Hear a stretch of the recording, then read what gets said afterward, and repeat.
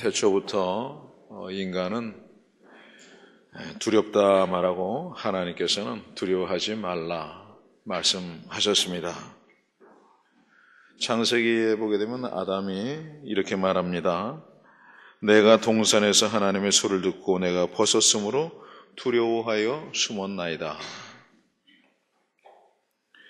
이에 대한 하나님의 답변은 후세대여서 아브람과 또 야곱에게 또 그 후에 많은 사람들에게 말씀 이렇게 하셨습니다. 먼저 아브람에게는 말씀하시기를 이후에 여호와의 말씀이 환상 중에 아브람에게 임하여 이르시되 아브람아 두려워하지 말라 나는 내 방패요 너희 지극히 큰 상급이니라. 또 야곱에게 말씀하시기를 그 밤에 여호와께서 그에게 나타나 이르시되 나는 내 아버지 아브람의 하나님이니 두려워하지 말라. 내 종 아브라함을 위하여 내가 너와 함께 있어 내게 복을 주어서 내 자손이 번성하게 하리라 하신지라. 창세기 26장 24절의 말씀입니다. 그리고 또 우리 모두에게 말씀하셨습니다. 잠언 3장 25절에 너는 갑작스러운 두려움도 악인에게 닥치는 멸망도 두려워하지 말라. 이 말씀은 신약에 이르기까지 쭉 이어져 내려옵니다. 왜냐하면요, 두려우면은 형벌이 있기 때문에 하나님께서 그와 같이 경계하시는 것입니다. 요한일서 4장 18절에 사랑 안에 두려움이 없고 온전한 사랑이 두려움을 내어 쫓나니 두려우면은 형벌이 있음이라. 두려워하는 자는 사랑 안에서 온전히 이루지 못하였느니라. 이 두려워하는 자에게는 형벌이 있다는데 과연 어떤 형벌들이 있을까 살펴보면요. 첫째로 의욕상실의 형벌이 있습니다. 뭔가 두려워하면요. 여러분 예를 들어서 두려움 가운데 가장 큰 두려움이 죽음에 관한 두려움이요. 그것이 전적으로 병에 관한 두려움이죠. 그래서 치료할 수 없는 어떤 병이 들었다. 또 그럴 가능성이 있다 하게 되면 모든 의욕상실하게 됩니다. 그것이 하나의 형벌인 겁니다. 그리고 뭐든지 간에 초점을 바로 맞추질 못해요. 이게 흐립니다. 또 오락가락합니다. 그래서 초점 상실의 형벌이 있습니다. 그리고 인간관계가 단절됩니다. 사람 만나는 것도 싫어지고요. 그렇게 되게 돼 있어요. 그래서 인간관계 단절의 형벌이 있습니다. 그 다음에 뭔가 성취하고자 하는 그런 의욕도 상실돼서 성취 미달의 형벌이 있고 또 경건 상실의 형벌이 있습니다. 경건한 삶을 살아야 되는데 이 두려움이 있다 보니까 그 두려움을 피하려고 그 술도 먹고 마약도 먹고 이렇게 하다 보면 그렇게 됩니다. 따라서 건강 상실의 형벌이 따라옵니다. 스트레스성 배탈이 난다거나 또는 근육이 경직된다거나 편두통이 온다거나 하는 것들이 다 이 두려움에 기인하는 겁니다. 그래서 오래 못 산다 그 말이죠. 아이고 너 때문에 오래 못 산다 이런 분들 많이 계시잖아요. 두려우면 아무래도요 빨리 죽습니다. 여덟 번째로 가장 중요한 건데 하나님과 관계 단절의 형벌이 있습니다. 근데 이러한 두려움의 원천은 과연 어디인가 하는 것을 살펴보면 바로 사단입니다. 마귀입니다. 우리는 두려움은 하나님이 그 근원이 아니라는 것을 알아야 됩니다. 하나님을 경외하는 것도 하나의 두려움이죠. 그건 종류가 다릅니다. 차원이 다르고요. 따라서 하나님의 백성은 다시 말해서 이스라엘 백성들에게 있어서는 두려움이라는 게 있어서는 안 되는 겁니다. 그러나 오늘 본문에는 두려움으로 마비되다시피 한 그러한 이스라엘 백성들의 모습을 보게 되는데 그 원인은 골리앗이라는 자이언트 거인이 나타났기 때문이었습니다. 이 본문 이야기는 지금부터 약 1100년 전쯤 될 때 이스라엘 사울왕 시대가 그 배경입니다. 이스라엘 백성들이 애굽에서 나와서 400여 년간 그 가나안 땅에 있으면서 지냈지만 그 원주민들을 완전히 축출하지 못했고 또 장악하지도 못한 상태에 있었습니다. 그래서 늘 다퉜어요. 싸웠습니다. 그러다가 왕정시대가 시작이 되었는데 그것이 바로 사울 왕입니다. 사울 왕 시대입니다. 그 싸움이 이때도 여전히 계속되고 있었던 겁니다. 그래서 오늘 본문에 보면 이스라엘과 이 블레셋 두 군대가 골짜기 하나를 사이에 두고 진을 치고 있었습니다. 엘라 골짜기다. 또 우리말로 하면 느티나무 골짜기다 하는 그런 곳이었습니다. 그런데 이번에 전투는 이전과는 사정이 영 달랐습니다. 왜냐하면 골리앗이라는 거인을 앞세워서 싸움을 걸어왔기 때문입니다. 성경에 묘사된 그의 모습은 어떻습니까? 키가 6자, 6규빗 한 뼘이라고 했어요. 이거는 우리 오늘날의 지수로 환산하면 약 2.7m 되는 거예요. 왜 우리나라 농구 선수 가운데 보게 되면 하승진이가 2m 얼마 되죠? 굉장히 큽니다. 여러분 옆에 가보면요, 무슨 전봇대 앞에 서 있는 것 같아요. 근데 2.7m면요, 여기 앞에 앉은 여자 성도님들 한 3배 될걸요? 제 키 한 2배 돼요. 2.7m면 말이죠. 2배도 넘습니다. 그러니까 이건 사람이 아니죠. 전봇대로 가기는 그렇고 걸어 다니는 거니까 그건 괴물이다. 아주 괴물이죠. 그런데다 그의 무장 상태가 보통이 아닙니다. 머리에는 노툭을 썼고 몸통은 비늘 갑옷이고, 근데 그것이 5,000세겔, 롯으로 5,000세겔 무게다 했는데 약 57kg. 우리 보통 좀 호리호리한 사람들이 몸무게 57kg 아니에요. 그거 갖다 몸에다가 메고 있었던 겁니다. 또 정강에는 놋으로 만든 그 받침대, 정강에 바지가 있었고, 어깨에는 놋으로 만든 창을 메고 있었는데 그 창대 굵기가 배틀째 머리만 하다 이만했다 그 말이에요. 창, 뭐 손이 굉장히 컸으니까 그랬고요. 또 그 창이 앞에 달렸는데 그건 쇠로 만들었는데 7kg이나 나가는 것이었다. 게다가 방패가 있었지만 이 사람이 워낙 크니까 자기가 방패 들고 창 들고 뭐 들고 다 할 수 없으니까 아예 그 방패를 들어주는 병사가 따로 있었어요. 그래서 그 앞에서 이렇게 가려주고 다녔습니다. 말하자면 굉장히 강한 데다가 완벽한 무기체계예요. 전쟁하는데 그만큼 더 완벽한 무기체계는 없습니다. 오늘날로 말하자면 이지스함 같은 그런 무기체계를 가진 고대의 그런 거인이었습니다. 과연 그런 그를 누가 이길 수 있겠는가 하는 겁니다. 여러분 좀 전에 이지스함 얘기 말씀드렸는데 이지스함이라고 얘기 들어보셨죠? 왜냐하면 미국에서 개발한 이지스 전투 시스템을 갖다 얘기하는데, 이거는 커다란 배에다가 큰 대형 함정에다가 이 시스템을 넣는 거예요. 이거는 뭐냐면요, 대잠, 잠수함, 또 대함, 함정, 그다음에 공중에 날아오는 어떤 비행기, 또 미사일, 이 모든 것들을 동시에 막을 수 있고, 모든 통신을 장악할 수 있고, 모든 작전을 펼 수 있고, 그래서 전쟁도 통제하고 모터 통제하고 전부 다 할 수 있는 그 만능의 배입니다.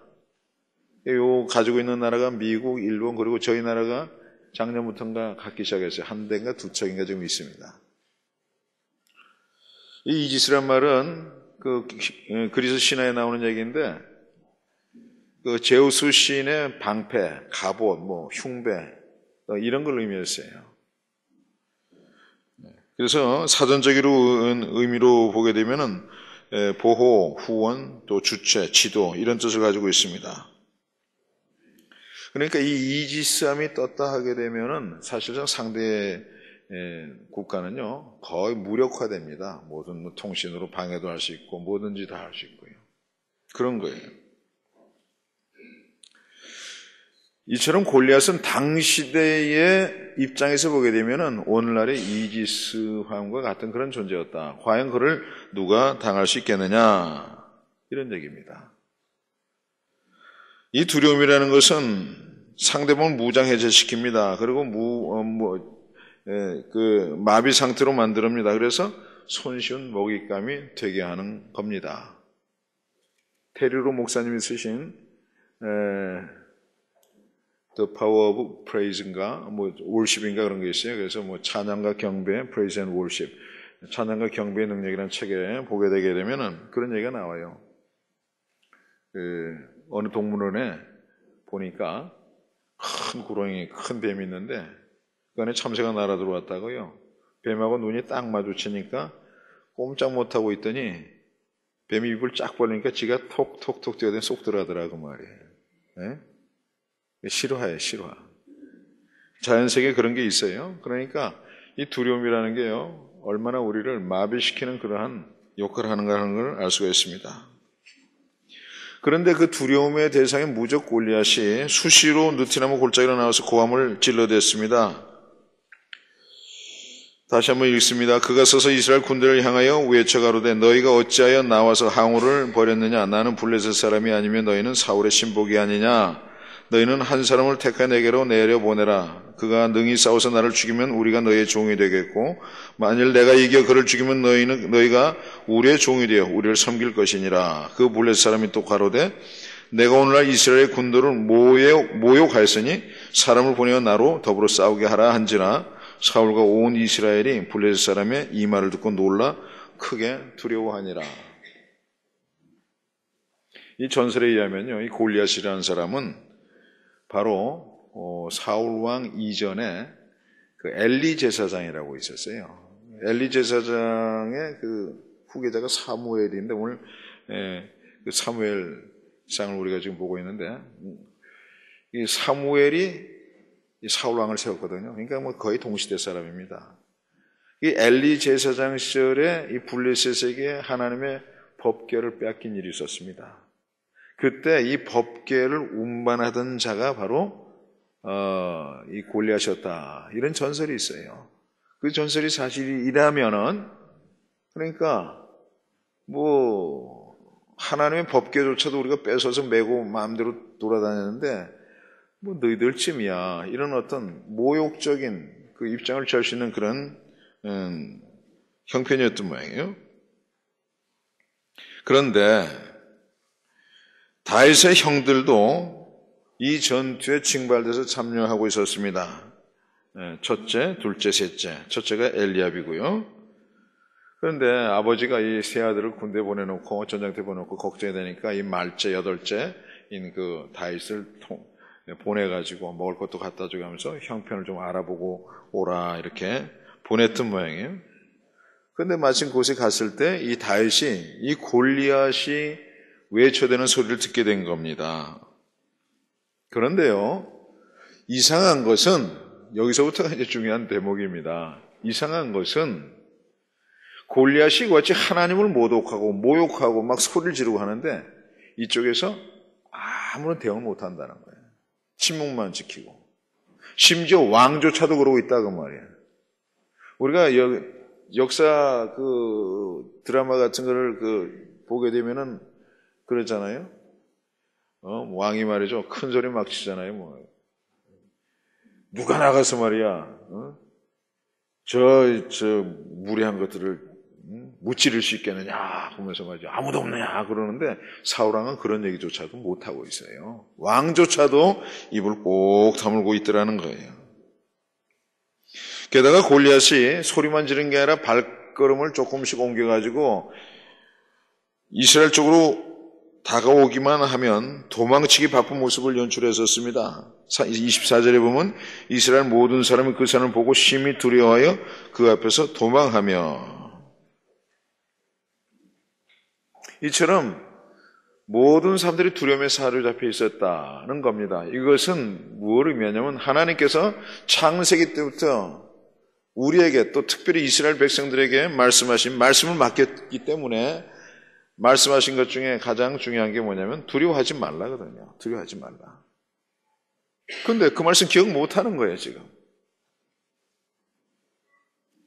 그와 같은 침묵과 도망이 40일간이나 반복되고 있었습니다. 다시 말해서 패배 습관이 들어있다 그 말이에요. 자기 암시적 패배주의에 꽉 물들어 있는 거예요. 작년만 하더라도 한화 프로 야구단에 유현진이가 나와서 던지기만 하면요 어느 프로 야구단에서는요 무조건 져요. 쟤 나오면 지는 거다 말이에요. 네? 그런 식이었어요. 그렇기 때문에 그들의 시선은 오로지 그 두려움의 대상인 골리앗에게만 이렇게 꽂혀 있던 겁니다. 여러분 그러할 때 필요한 것이 과연 무엇이겠습니까? 그럴 때는요, 저 두려움의 대상이 저기 있는데 눈만 돌린다고 안 된다. 이게 아니라 두려움의 대상에서 그 두려움을 이길 수 있는 대상으로 시선을 돌려야 되는 거예요. 시선은 전환이 가장 중요한 겁니다. 시선 처리가 가장 문제가 되는 거예요. 그들은 마땅히 도움의 근원이신 하나님께로 시선을 돌려야 했던 겁니다. 왜냐하면 그리하면 하나님께서 도우실 것이라는 약속들이 성경에는 수없이 많이 주어져 있어요.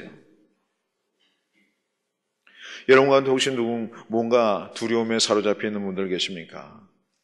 몸의 병 때문에 아니면 경제적인 이유 때문에 여러 가지 이것으로 그런 두려움이 있거든 하나님의 약속의 말씀을 늘 들여다보시고 기억하시기 바랍니다. 오늘 특별히 말씀 가운데 말이죠. 이사야서 41장 8절로 13절에 이와 같은 약속의 말씀이 있습니다.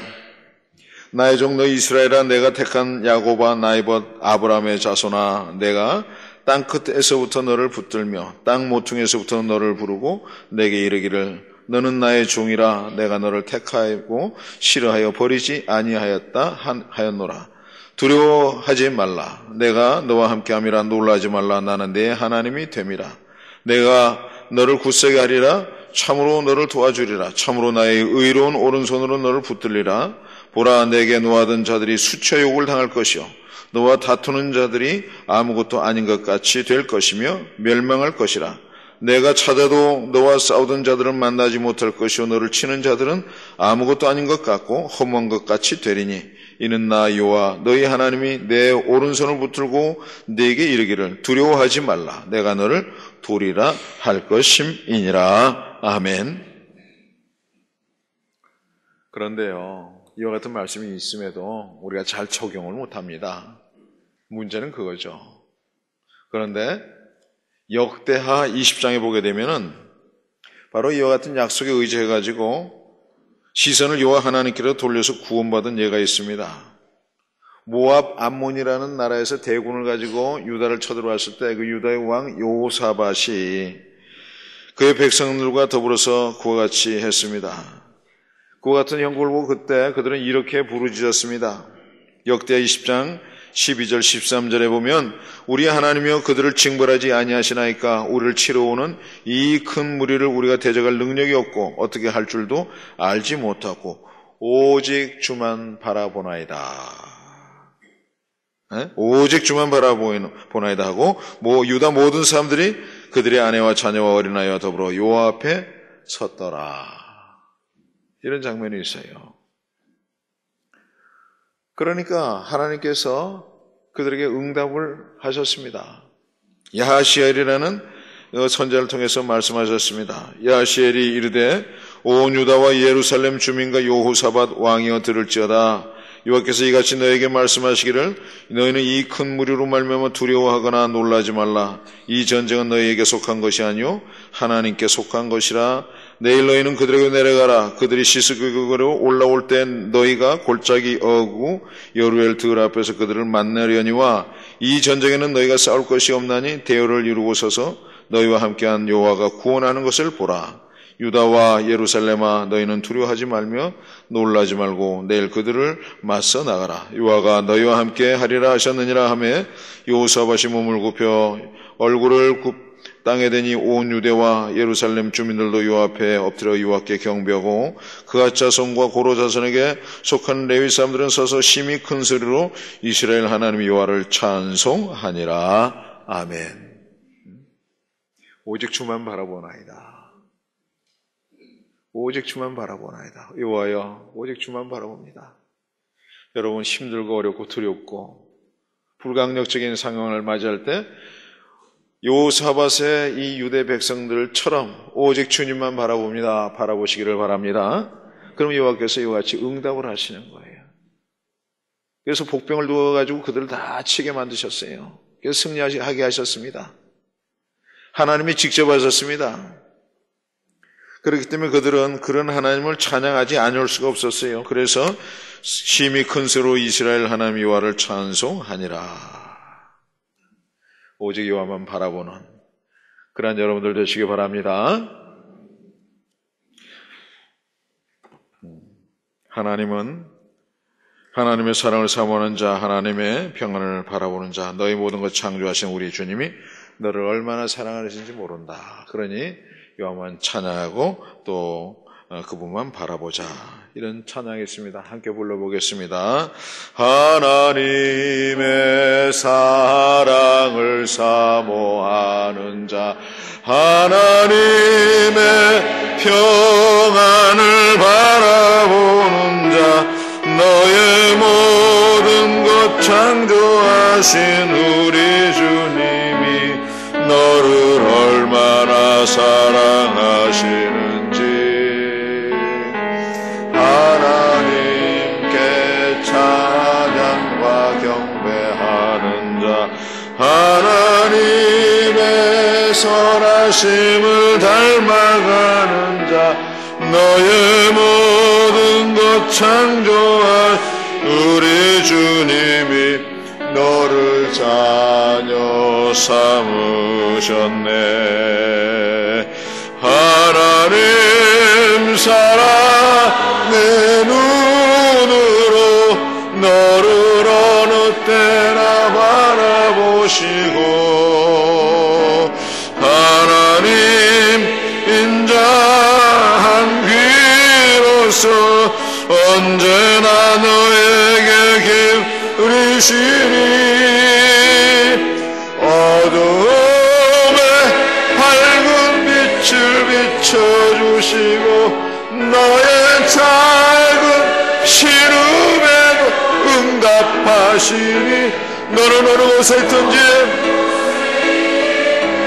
주를 바라고 주만 바라볼지라. 너는 어느 곳에 있든지 하나님 인자한 기운으로 너를 어느 때나 바라보시고 하나님 귀로서 언제나 너에게 기울이시니 어둠에 밝은 빛을 비춰주시고 나의 작은 시름에도 응답하시니 어느 곳에 있든지 주를 바라고 주만 바라볼지라. 주만 바라볼지라. 주만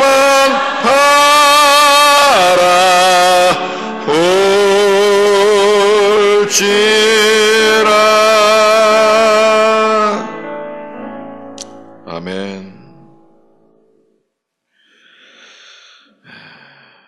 바로 이러한 약속의 말씀, 여기에 또 덧붙여서요, 하나님께서는 요엘 선지자를 통해서 이런 말씀을 하셨습니다.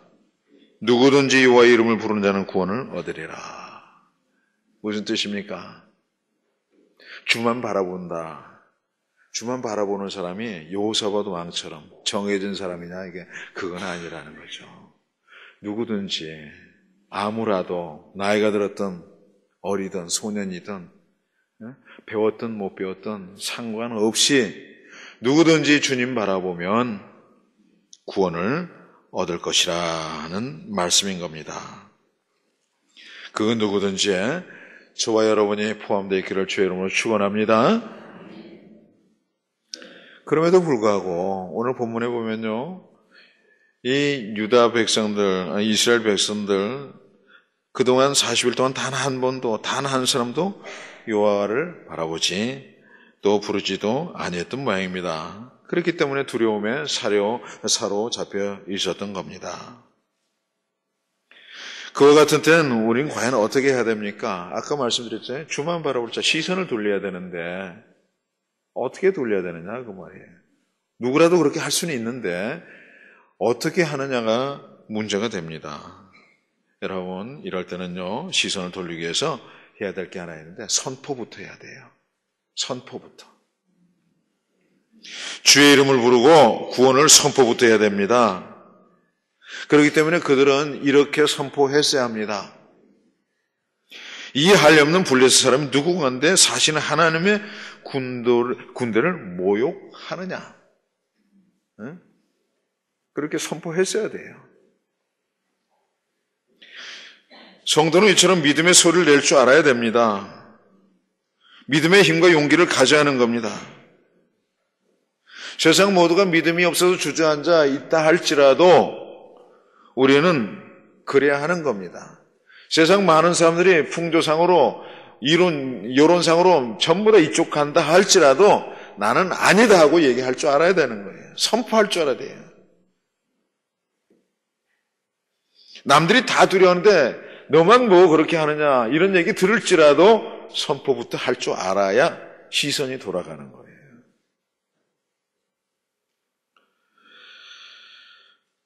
그런데 그날 그곳을 우연히 방문했던 소년 다윗이 그런 선포를 하기까지 그들은 그렇게 못됐습니다.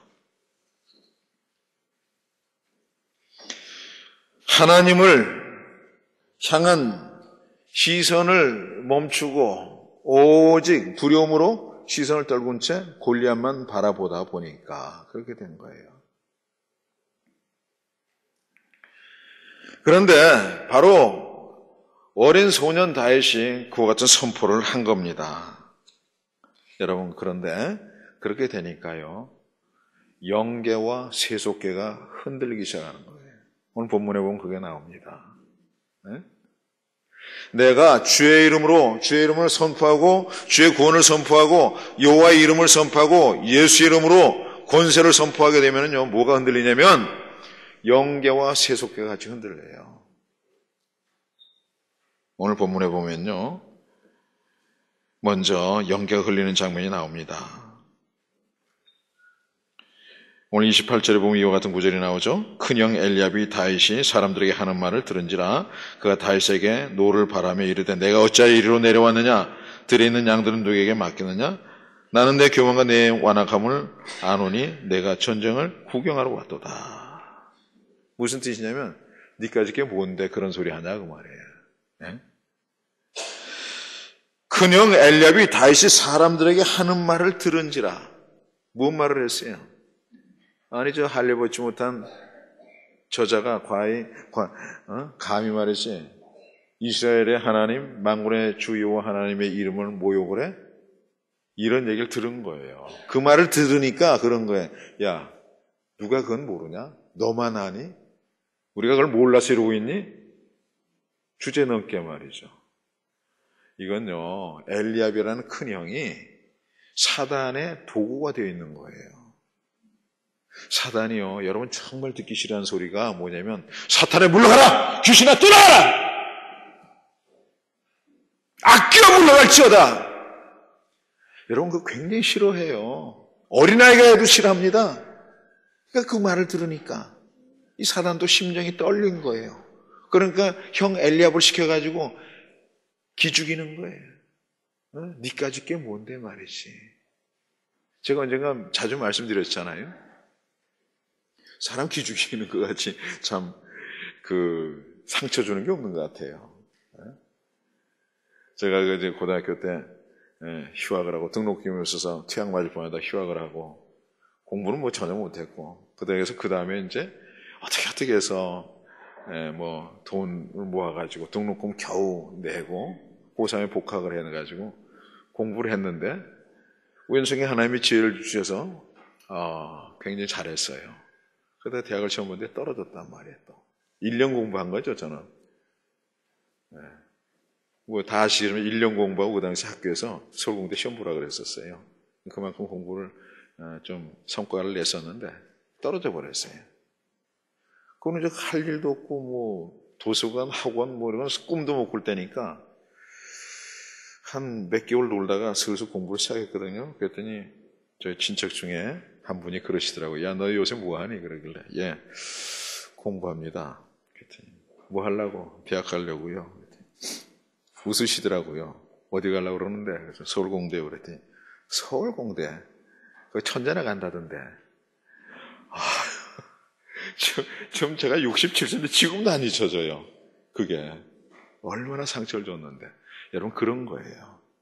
그건 인간적으로 그렇게 한 거죠. 근데 여기서 뭐냐면 네가 뭔데 여호와 이름을 가지고 이 많은 군대가 와서 지금 전쟁을 하는데 누구 몰라서 그러냐? 니까지 게 뭔데? 저 사람을 봐라 말이야. 저 군세를 봐라. 우리가 무슨 수로 이겼냐? 우리가 중국하고 만약에 싸운다면 우리나라가 이기겠느냐? 제가 있어 우리가 이길 수 있다 그러면 뭐라고 그랬어요 사람들이? 이 목사 웃기네. 당신이 뭔데 그런 소리 하냐고. 누가 하는 소리예요? 사단이 하는 소리예요. 사단이 떨리는 거예요. 그래서 기죽여서 그 소리 막으려고 그러는 거예요. 네? 그러니까 여러분, 저와 여러분, 우리가 일주일에 한 번씩 금요 철야 예배 때는 꼭 한 번씩 외치는 게 있죠. 귀신아 물러가라. 예수 이름으로 떠나가라. 예수님 권세. 예수님 권세. 하잖아요. 그러니까 무지하게 싫어하는 거예요. 한번 따라해 봅시다. 예수 이름으로 귀신아 가! 갈자다. 이거 싫어하는 거예요. 그러니까 그럴 거예요. 혹자는 여기 앉은 분들 마음속에 아이고 그런다고 귀신이 가나? 예? 그거요. 그 소리가 누구 소리냐? 사단이 주는 소리인 줄 아시기 바랍니다. 떠나갑니다. 해보세요. 떠나가요. 안 하니까 안 떠나가지. 안 떠나는 자신이 없으니까 안 떠나가고요. 귀신님 가주세요. 예. 불났는데 불난 집 앞에 가서 여러분 불이 났습니다요. 이거 똑같은 거예요. 예?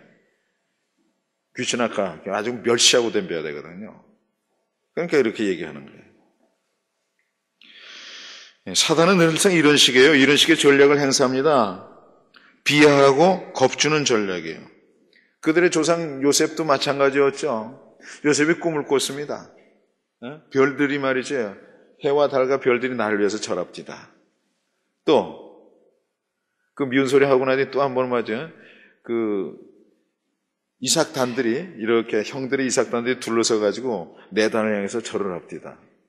이런 얘기를 하니까 그 형들이 요셉에게 이렇게 얘기했습니다. 그 형들이 그에게 이르되 네가 참으로 우리의 왕이 되겠느냐 참으로 우리를 다스리게 되겠느냐 하고 그의 꿈과 그의 말로 말미암아 그를 더욱 미워하더니. 창세기 37장 8절에 있는 말씀이에요.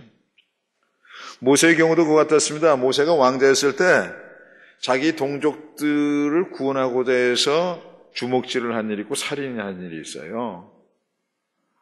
그럴 때 기죽이는 소리를 하는 그 히브리 동족이 있었습니다. 뭐라고 그랬냐면 출애굽기 2장 14절에 누가 너로 우리의 주제와 법관 삼았느냐. 예수님은 그 이상입니다. 사람들이 십자가에 달리신 예수를 향해서 이렇게 조롱했습니다. 이르되 내가 만일 유대인의 왕이면 내가 너를 구원하라 하더라. 이같이 사단이 엘리압을 통해서 다윗에게 시비를 걸어왔습니다. 겁을 주었습니다. 주저앉히려고 했습니다. 그럴 때 다윗이 대답한 말이 뭐냐면요.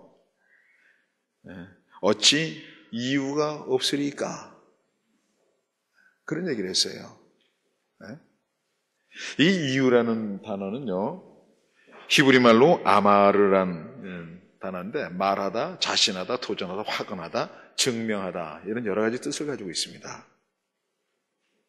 다시 말해서요, 그럴 만한 이유가 있다는 거예요.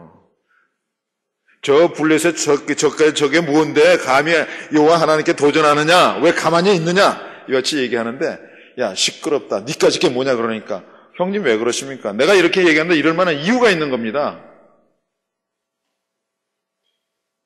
과연 어떤 이유를 그가 가지고 있었던 것이었을까요?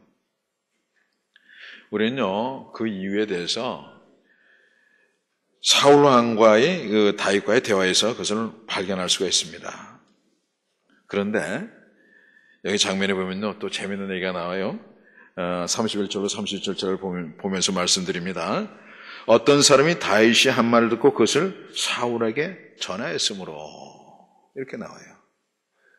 다윗이 한 말이 뭐예요? 조금 전에 할례 받지 못한 저 더러운 블레셋 저 녀석이 어떻게 하나님을 욕할 수 있느냐. 이 말을 한 것을 사람이 듣고 사울 왕에게 전했다 이 말이에요. 여러분 이 장면이 바로 세속계까지 흔들리는 거예요.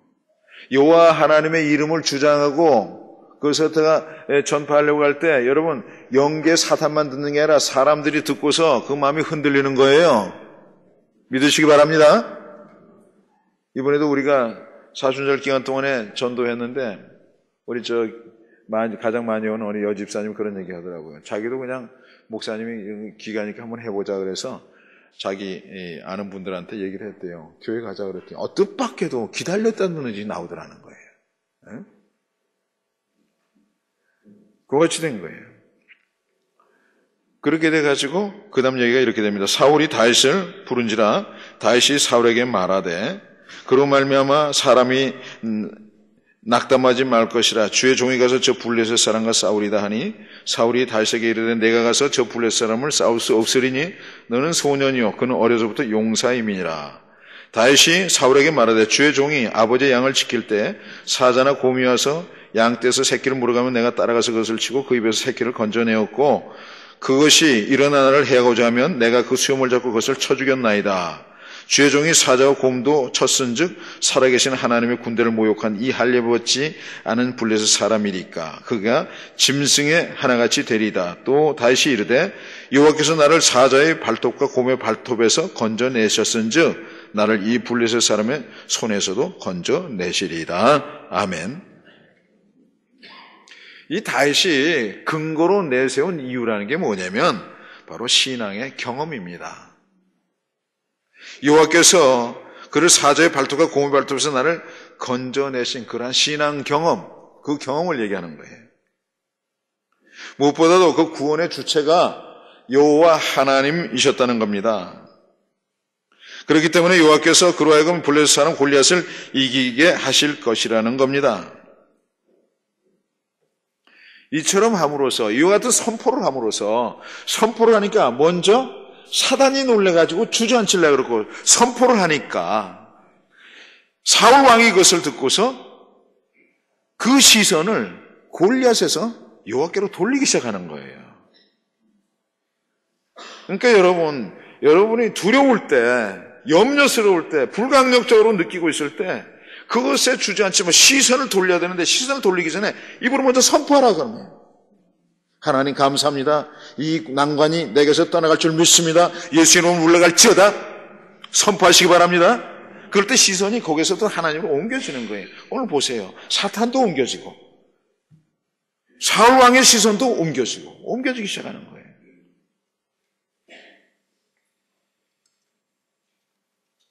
그것이었습니다. 그러니까 사울 왕이 여호와께서 너와 함께 하시기 원한다. 이런 시선을 여호와께로 돌리잖아요. 그래서 갑옷을 내주는 거예요. 근데 다윗이 그 갑옷을 입어보니까 맞질 않았어요. 왜 맞질 않았겠습니까? 사울 왕이요 여호와께로 시선을 돌리면서도 여전히 두려워하는 거예요. 이 경우에는요 이 갑옷은요 두려움의 상징입니다. 아가서에 그런 말씀 나옵니다. 아가서 3장 8절에 이 칼을 잡고 싸움에 익숙한 사람들이라 밤에 두려움으로 말미암아 각기 허리에 칼을 찼었느니라. 여호와께 시선을 돌렸으면 여호사밧 왕처럼 아까 말씀드린 여호사밧 왕처럼 주님 앞에 기도하고 주만 바라보면서 나가고 찬양하며 나갈 때 하나님께서 싸워주실 것을 믿어야 되는데 갑옷 입고 나가라 이거예요. 아직도 두려움을 떨치지 못한 거예요. 여러분 우리는 무슨 옷을 입어야 돼요? 하나님의 전신갑주를 입으면 그만인 거예요. 세상의 전신갑주가 아니라. 에베소 6장 13절로 17절에 그 말씀이 나옵니다. 그러므로 하나님의 전신갑주를 취하라. 이는 악한 날에 너희가 능히 대적하고 모든 일을 행한 후에 서기 위함이라. 그런즉 서서 진리로 너희 허리띠를 띠고 의의 호심경을 붙이고 평안의 복음에 준비한 것으로 신을 신고 모든 것 위에 믿음의 방패를 가지고 이로써 느끼 악한 자의 모든 불화살을 소멸하고 구원의 투구와 성령의 검 곧 하나님의 말씀을 가지라. 네. 여러분 여기에서요 사도 바울이 6개의 무기를 얘기합니다. 진리의 허리띠, 의의 흉배, 복음의 신발, 믿음의 방패, 구원의 투구, 성령의 검인 말씀 6개예요. 근데 다윗이 가져간 것도 몇 개예요? 조약돌 5개, 그 다음에 물매 1개, 6개. 여러분 너무 숫자에 맞추지 마세요. 말씀을 보다 보니까 우연히 맞았어요. 네. 물매가 뭐냐면 돌로 가지고 던지는 거거든요. 그러니까 다윗이 그 사도 바울이 말한 바 하나님의 전신갑주에 그 물면은 뭐에 속할까 보면요, 복음의 신발이에요. 네, 일단 싣고 가야 되니까 말이죠. 그처럼 믿음으로 무장한 다윗 골리앗을 향해 나아갔습니다. 그리고 그는요, 그의 형 엘리압에게 그리고 사울 왕에게 선포한 동일한 내용을 골리앗에게도 선포했습니다. 그것이 곧 그가 경험한 여호와의 이름이었다 하는 거예요. 다윗이 블레셋 사람에게 이르되 너는 칼과 창과 단창으로 내게 나오거니와 나는 만군의 여호와의 이름 곧 네가 모욕하는 이스라엘 군대의 하나님의 이름으로 내게 나가노라. 오늘 여호와께서 너를 내 손에 넘기시리니 내가 너를 쳐서 내 목을 베고 블레셋 군대 시체를 오늘 공중에 세워 땅에 들짐승해 주어 온 땅으로 이스라엘의 하나님이 계신 줄 알게 하겠고 또 여호와의 구원하심이 칼과 창에 있지 아니함을 이 무리에게 알게 하리라. 전쟁은 여호와께 속한 것인즉 그가 너희를 우리 손에 넘기시리라. 아멘. 결과가 어떻게 됐습니까? 일일이 설명하는 것보다 이어지는 구절을 읽으면 아주 간단합니다. 확실하고요. 블레셋 사람이 일어나 다윗에게로 마주 가까이 올 때 다윗이 블레셋 사람을 향하여 빨리 달리며 손에 주머니를 넣어 돌을 가지고 물매로 던져 블레셋 사람의 이마를 치매 돌이 그의 이마에 박히니 땅에 엎드러지니라. 아멘. 여러분, 프로야구 선수라도요, 여기서 한 11m쯤 되는 거, 공 던지는 거 이렇게 정확하게 못 던져요. 근데 요 갑오로 다 둘러싸는데 여기 조금 나와있는 거기다가 물맷돌 다윗이 던졌다고 들어가겠어요? 하나님이 딱 들고 가지고 여기다 콱 박은 거죠. 네? 믿으시기 바랍니다.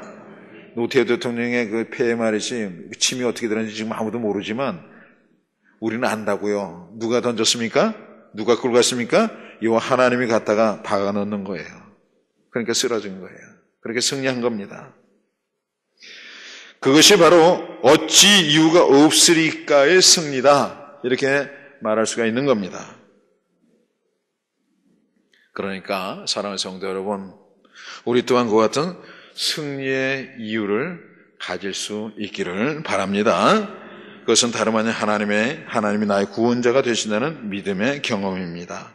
사람들에게 그로 인한 승리를 말하고 그것이 우리가 가진 소망에 관한 이유임을 말할 수 있도록 해야 됩니다. 성경에 그렇게 말씀하셨습니다. 베드로전서 3장 15절에 보면요, 너희 마음에 그리스도를 주로 삼아 거룩하게 하고 너희 속에 있는 소망에 관한 이유를 묻는 자에게는 대답할 것을 항상 준비하라. 그리고 골리앗의 두려움을 주려는 사단에게는 동일한 말로 이렇게 선포해야 됩니다. 보라, 하나님은 나의 구원이시라. 내가 신뢰하고 두려움이 없으리니 주 여호와는 나의 힘이시며 나의 노래시며 나의 구원이심이로다. 아멘. 기도하겠습니다.